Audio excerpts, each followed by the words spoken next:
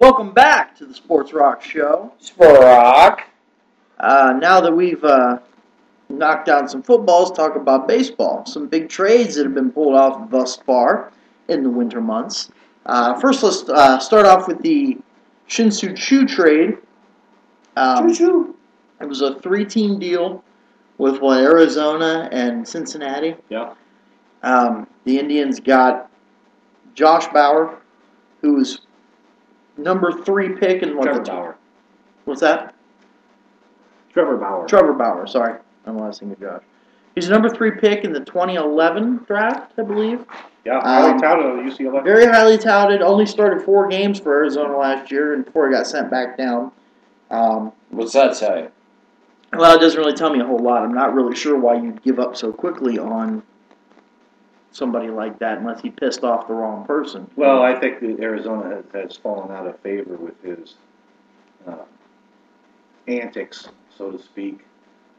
His warm-up before the game, he throws 400 feet soft toss. Yeah. That's how he warms up. He does it for like 20 minutes or whatever. Yeah. He throws it from one end, 400 feet. He throws it from one Corner. foul pole to the other foul pole. Yeah. That's how he warms up, and Arizona fell out of favor with that, and they wanted him to change his ways, and he wouldn't do it. Very headstrong about it. Cleveland seems to think that, hey, if it works for him, we're going to kind of let him go with it. Right. You know, and if it doesn't work, then you may have to step in and say, hey, this isn't working, you're going to have to go our way. But he was the centerpiece for Cleveland in that trade. They got Drew Stubbs along. He came from Cincinnati. He'll be plugged right in center field. The Indians also gave up, Tony Sipp and Tony Sipp. Jason Donald. Jason Donald. So we didn't, we didn't. Yeah, we didn't hurt ourselves. We didn't gouge. And We didn't gouge our organization. And by Chu no wasn't means. going to be there after this year. No. So they offered him contracts. We got a center fielder that's going to start. Unfortunately, in the last couple of weeks, the Indians have signed the American League strikeout leader and the National League strikeout leader in Mark Reynolds and Drew Stubbs. But they both will hit you 20 home runs. So Yeah, Reynolds should hit 30 probably. He's a power guy. that's nice. Stubbs will probably hit 15, maybe 20, but they're going to strike out a freaking ton.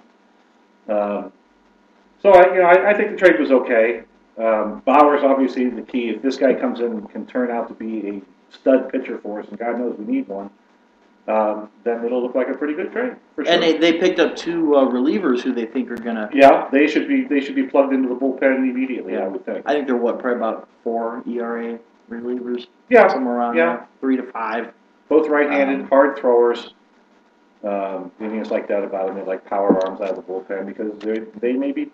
Chris Perez is probably a guy that's still dangled out there. Yeah. As a trade piece. The Indians are going to have to look for. They're going to have to get another hitter, preferably 2, in my opinion. But another. According to Nick they're Swisher going to at need the a right moment. field. Well, if They don't need enough right. They don't have enough right-handed batters right now. Well, Swisher switch hits. Reynolds is right-handed, and so is Stubbs. Yes.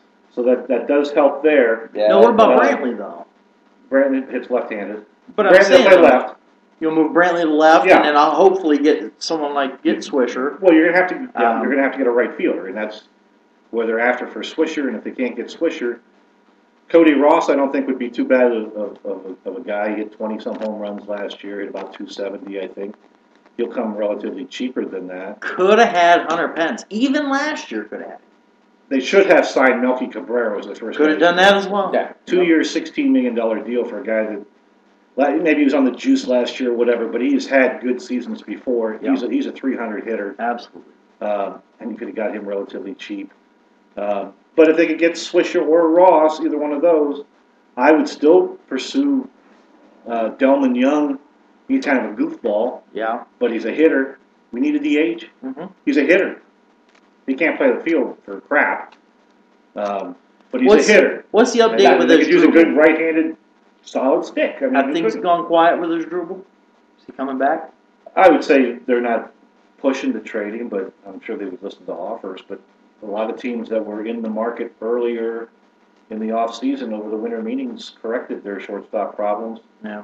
Like Arizona, they kept talking about Arizona and Cabrera. They ended up getting that young shortstop in the From trade Cincinnati. from Cincinnati. Yeah. who I heard was coming to Cleveland when that trade first. Well, Cleveland might have been maybe better served to keep him, but I think when Bauer got put into the deal, then Cleveland really wanted to go for it because he's got that potential. But we've seen what Cleveland does with guys that have potential. They don't do not very well scouted. But you've now got, I think, a manager who is capable of developing talent. Well, we hope so. So, I mean, it appears as if that, especially if they're able to sign Swisher, it appears as if they're actually attempting to put a decent team on the field. Well, whereas in the past, you kind of got the feeling that they weren't. So, well, they've got money to spend. Absolutely. And if they don't spend it, I mean, obviously the fans are already disheartened. Discouraged. Yeah. Discouraged. Sure. Very discouraged. So they've got to do something. And if that means, to me, probably overpaying for Swisher, then that's probably what they're going to do. At least we know Roberto Hernandez Heredia, the pitcher formerly known as Fausto Carmona, will not be back. No, he will not. He will throw a 6-hit shutout against the Indians on August 4th. Yeah. And we may be there. You know what, though? If he's pitching against Cleveland, we'll go to the game. Doug, you may be very absolutely right about that, too, because he very well may do that. But I think that the Indians, I don't know what they're going to do with Hafner. There's really no word. I haven't heard they've offered him anything. Well, they should leave. So no, I would not offer him they're nothing. Probably not going to. No, I'm sure it wouldn't shock me if they don't get anything done. If they lose out on Ross, they lose out on Swisher, they lose out on a couple guys maybe they had their eye on. They can't make a trade. Right. He gets signed for a minimal contract. Yeah. A minimal and then be placed as a DH. And it would be a minimal contract. I'd be okay with that personally. Me personally, I wouldn't be okay with that because I think Hafner has been an albatross runner to play half the season, because that's what he'll play. He'll get hurt as a DH. We've seen that. Yeah. How the hell do you get hurt as a DH? For God's sake! All you do is swing the fucking bat. Pardon my French. I'm sorry about that, but how in the hell do you get hurt as a DH? You don't play the field. He gets hurt around the bases. Hey.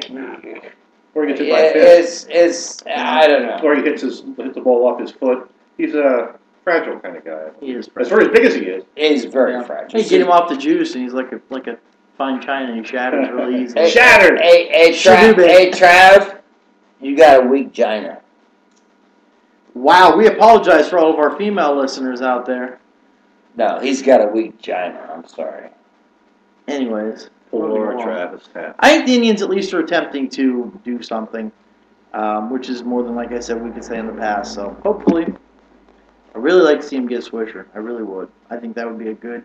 Not only do I think we need him, I think that's a good. It's a show of good faith to the fans that they're.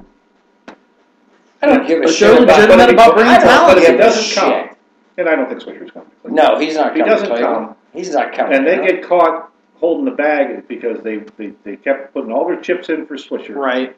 And he walks away, and 2 or 3 other guys that maybe could have stepped in and played right field and done okay for them. Right. Are gone. They're snatched up. Yep. Then what do we stare at? Yeah. Who plays right field? Same shit, different year. Won't be Russ Kanzler because we just took him off the 40-man roster. Different year. So. I mean, they're going to have it's Ezekiel Carrera. Where are you? Moving on, the Angels, the Los Angeles Angels of Anaheim, are holding back nothing to bring a World Series championship to that team. Going out and signing Josh Hamilton to a huge contract, what, $123 million? Yeah, something in that. 5 years, about 25 a year. Yeah. Close. Obviously spending all that money on Pujols. C.J. Wilson got a huge deal. I think it was the second biggest behind CC Sabathia. The Angels are kind of like the Mets were last year, or the Marlins were last year. Only I think they're bringing much better talent to do it with. Do you see them being World Series contenders? To the Angels? Yeah, absolutely. They just picked up a pitcher, Justin Vargas, trade for Kendry Morales. Just yesterday, I think it was, the day before. And he's an innings eater. He was 14-11 with Seattle, who doesn't have a very good hitting team. He pitches that well with the Angels. I would assume he'll see his win total move to 18-19 maybe, because that team should be able to hit. Yeah. On paper, Pujols and Kendrick and Ibar and Trumbo and Trout and Josh Hamilton. Yeah. Yep. They've got some boppers there. Yep. So I can see them scoring more runs. I just can't expect Oakland to be Oakland from this past year. I just can't see that. I can't. Not consistently. Yeah, miracles happen once in a while. They don't happen every year. Right. Texas will probably be solid. I mean, they're in the Swisher sweepstakes, I think, and if they get him, that'll help offset some of Hamilton. But they traded Michael Young, which was a solid stick in their lineup for a decade. But I definitely can see the Angels being certainly an American League champion. Yeah, I definitely could too. Another big signing, Zach Greinke with the Dodgers. The Dodgers are still trying to bring a World Series championship to that town. I think signing Greinke is a definite step in the right direction for them. Well, you spend the money of the Dodgers or the Yankees of 10 years ago or 5 years ago. They're laying out money like it's going out of style. Mm-hmm. We'll see whether that pays off because you call them the best team money can buy, but like the Yankees have found out, just because they had the highest payroll didn't mean that guaranteed the World Championship. Right. Now, doesn't hurt. The Blue Jays trading R.A. Dickey or getting R.A. Dickey from the Mets is what I'm trying to say. Giving up a big catching prospect, a big right-handed pitcher. They're making a legit push for a championship as well. They also made a deal with the Marlins. You can break down those trades for us. Well, those are the trade with the Marlins was an absolute blockbuster. The Jays are in it to win it now. There's no question about it. They gave up some good prospects and stuff. They've got a pretty good farm system, and they're giving away a few of them. But the haul they got back from Miami with Reyes, Josh Johnson, and Bonifacio, and Mark Burley. I mean, there's Johnson and Burley will go right into the rotation, along with R.A. Dickey. You've got last year's Cy Young Award winner. You've got Mark Burley, who I think may have won the Cy Young. I'm not positive. I think he did in Chicago. And Josh Johnson, who's a good, solid pitcher. You put those three in front of your rotation, along with the hitting they've got, Adnan Reyes, and they still have Joey Bats, Jose Batista. They are in it to win it this year. They're going balls to the wall. Well, they've got still in one of the toughest divisions in baseball.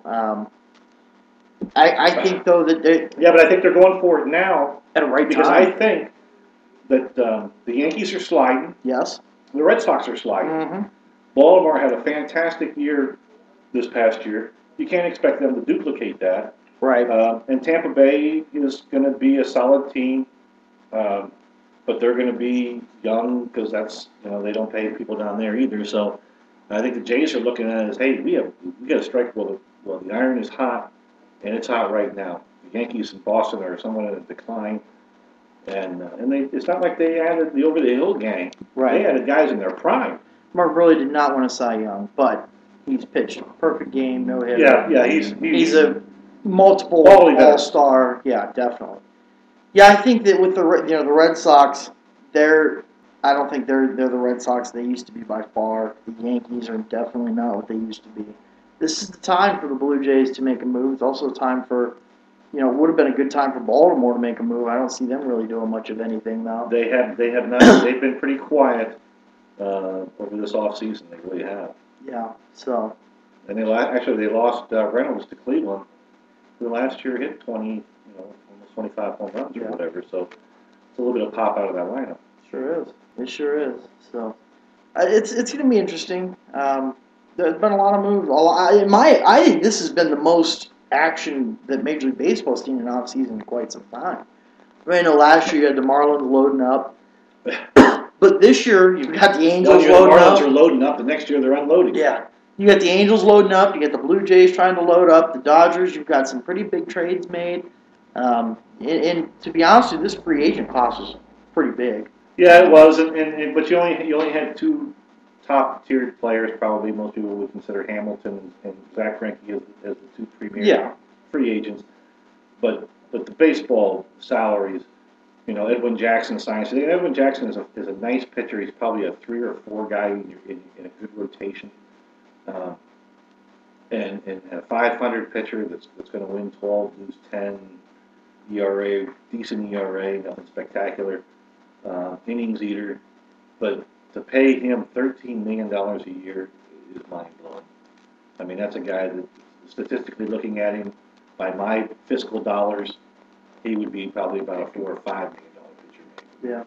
Not, if you want to pay somebody 13, 14, 15 million as a pitcher, that guy's that's a Verlander. Oh, yeah. I don't have any problem with guys making the stars of the game, the guys that are the stars, making a good buck. But it's when the average guys and below average guys are making $4, $5, $6, $7 million a year, and they hit 220, they hit 230. Oh, they got a good glove on them. Those guys should be making. I'll give them.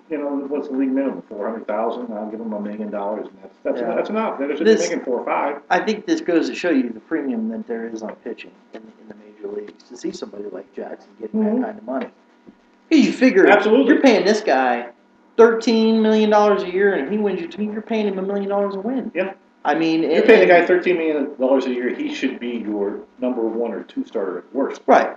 But you figure pitching, especially pitchers, they only start 30 games a year. Work every 5 days. Yeah, I mean... Not a bad gig. No, not at all. Not at all. So... Yeah, you're right. There's an extremely high premium on pitching, as there should be. But once again, without baseball, having a salary cap, which they could have done, without that salary cap, fortunately, you're seeing some teams like the Yankees and Boston kind of taking a step back from spending all that money. But here come the Dodgers and the Angels blowing it all up. Yep. So if the Yankees and Boston scale it back and the Dodgers and Giants scale it back, then you've got a little bit more parity. But there's always a couple of teams that are willing to just get great. Well, in Toronto. Toronto spent a ton of money when they got the contracts of Burley and Reyes. They picked up a ton of money in those contracts, and without a cap, the teams that don't spend much money have really got a hit on their drafting and their farm system. Tampa Bay's done a pretty good job at it. The Indians, not so much. Well, the Indians used to, back in the John Hart era, they used to have one of the best farm systems in the league, but now they've pretty much gotten rid of them and have got really nothing to show for it. The problem with Cleveland is they and Oakland for the most part too, the smaller market teams. They bring them up, they play them. Some of them become really good players. They play their 6 years with that organization, then they become too expensive to re-up. Right. Or if you decide that, hey, this guy's really our guy, like Tampa Bay did with Longoria, he was only up in the major leagues for 24 hours, I think, before Tampa Bay gave him a 5-year, $50 million deal. I mean, they really went off, thinking, hey, this is our guy. We're right behind him. And then in those 5 years, they were able to re-sign him to a monster contract. They gave him a lot of money. He's the face of their franchise, so to speak. Yep. The Indians have chosen not to give those big contracts. And when they have given out some big contracts, they've been burned by them. Yeah. So they're a little gun shy. Hindsight saying, well, they gave Travis Hafner a big contract. Well, Travis Hafner was coming off 3 or 4 really good years. Yep. And then you go and if Travis Hafner was still producing those numbers he was producing back 3 or 4 years ago, he'd be a bargain at $13 million. And then you go and you trade Victor Martinez, who you probably would have been better off getting rid of Hafner, to be honest. So it's difficult for Cleveland. I know it is. I just don't see any reason why they can't afford. I'm not saying they have to have $110 million payroll, but I don't see why they can't have an $80 to $90 million payroll. Instead of what, 60? Yeah. That's a joke. Yeah, if you're lucky, it's going to be 60. That's a joke. All right, that'll do it for this segment of Sprock. Please join us for the next one where we'll dive into a little bit of college football.